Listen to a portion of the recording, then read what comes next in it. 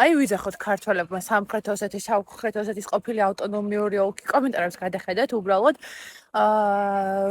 რუსი ადამიანი წერს რომ მე როგორც რუსი პატივს ემდა ვაღიარებ რომ ცხინვალის რეგიონი საბჭოთა კავშირის ტერმინს იყენებს სამხრეთ ოსეთს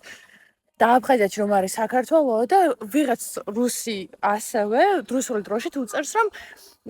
ვით არის კომენტარები მაგაჩვენს მაინც აუცილებელია ჩემი აზრით თარგმნა უწერს რომ სამხრეთ ოსეთი ხა ეს საქართველოა ხო ანუ დისონანსი სიცხდება თვითონაც ამჩნევს ამ დისონანსს ადამიანები ძალიან მარტივი ამ დისონანსის შემჩნევა და იმის მეგრად რომ ვისაც მით უმეტეს საერთაშორისო ორგანიზაციებთან საერთაშორისო წყაროებთან აქვს შეხება როგორც ვეჭუჭი ასევე სიტყვი ამ იმის მეგრად რომ მუდმივად ამაზე ხდებოდეს ამ ტერმინის ამორღებაზე ფოკუსირება და დამტკიცება იმის რომ ეს არის საბჭოთა კავშირის წარმოქმნა უფრო სწორედ დამტკიცებას აჭირდება ეს ფაქტობრივი მოსამალობა უბრალოდ გაცემა ჭირდება ინფორმაციას ჭირდება გავრცელება ჩვენ თვითონ ხმარობთ ამ ტერმინს ძალიან სასაცილო და ძალიან პარადოქსული სიტუაციაა. რა ის სამხრეთ ოსეთი და